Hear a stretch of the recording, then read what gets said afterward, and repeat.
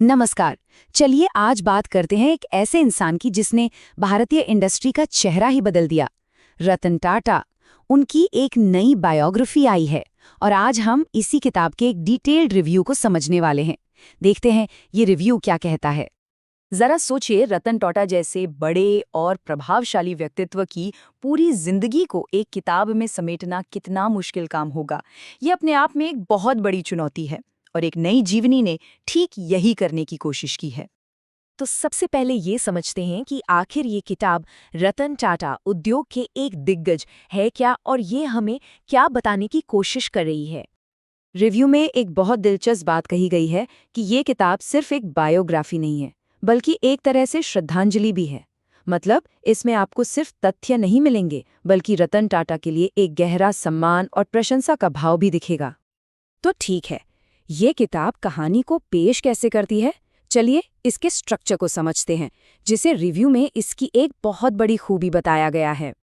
तो किताब रतन टाटा की जिंदगी को आप कह सकते हैं 4 खास हिस्सों में बांटती है। उनके शुरुआती जीवन से लेकर टाटा ग्रुप में उनके धीरे धीरे ऊपर उठने तक, फिर उनके लीडरशिप में ग्रुप को ग्लोबल बनाने की कहानी, और आखिर में उनके रिटायरमेंट के बाद समाज सेवा और राष्ट्र निर्माण पर उनका फोकस। तो अब सवाल उठता है कि इस किताब में ऐसा क्या खास है। रिव्यू में इसकी कई खूबियों का जिक्र किया गया है जो इसे पढ़ने लायक बनाती हैं। मतलब इस किताब की सबसे बड़ी कामयाबी यही है कि ये रतन टाटा जैसे एक महान व्यक्ति को बहुत ही मानवीय अंदाज में पेश करती है। बिजनेस की मुश्किल बातें भी इतनी सरल भाषा में समझाई गई हैं कि कोई भी उन्हें आसानी से समझ सकता है। और इसका एक जबरदस्त उदाहरण मिलता है जगुआर लैंड रोवर के अधिग्रहण वाले चैप्टर में। ये चैप्टर टाटा के करियर के एक ऐसे मोड़ को दिखाता है जो शायद उनके सबसे जोखिम भरे लेकिन सबसे कामयाब फैसलों में से एक था। ये किताब दिखाती है कि कैसे ये मुश्किल डील सिर्फ एक डील नहीं थी, बल्कि इसमें दूर की सोच, हिम्मत और सही स्ट्रैटेजी का कमाल का तालमेल था। 2 डूबते हुए ब्रांड्स को खरीदकर उन्हें एक ग्लोबल सक्सेस बनाना वाकई एक केस स्टडी है। अच्छा, अब खूबियों की बात तो हो गई, पर जाहिर है कोई भी किताब परफेक्ट नहीं होती। तो चलिए अब देखते हैं कि रिव्यू में इस किताब की क्या कमजोरियां बताई गई हैं। तो सबसे बड़ी आलोचना जो सामने आई है वो ये है कि कहीं कहीं पर लेखक का प्रशंसा का भाव इतना ज़्यादा हो जाता है कि वो क्रिटिकल एनालिसिस पर हावी होने लगता है। तो यहाँ पर ना नज़रिए का फ़र्क साफ दिखता है।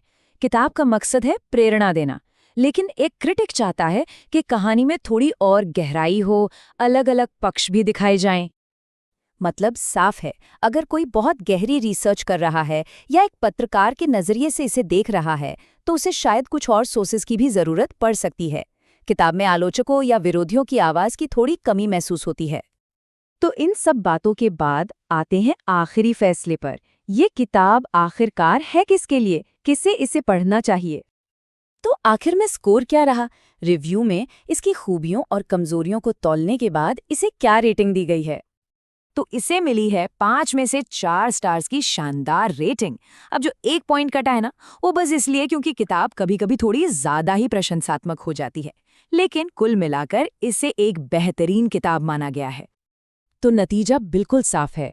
अगर कोई नैतिक लीडरशिप या बिजनेस की दुनिया से प्रेरणा चाहता है, खासतौर पर बिजनेस स्टूडेंट्स या यंग मैनेजर्स, तो ये किताब जरूर पढ़नी चाहिए। ये एक प्रेरणादायक और दिल को छूने वाली कहानी है। और आखिर में ये किताब एक बहुत बड़ा सवाल हमारे सामने रखती है। जब हम किसी महान लीडर की कहानी बताते हैं, तो प्रेरणा देने और इतिहास की सच्चाई को पूरी तरह से सामने रखने के बीच का सही संतुलन कैसे बनाया जा सकता है? ये एक सोचने वाली बात है।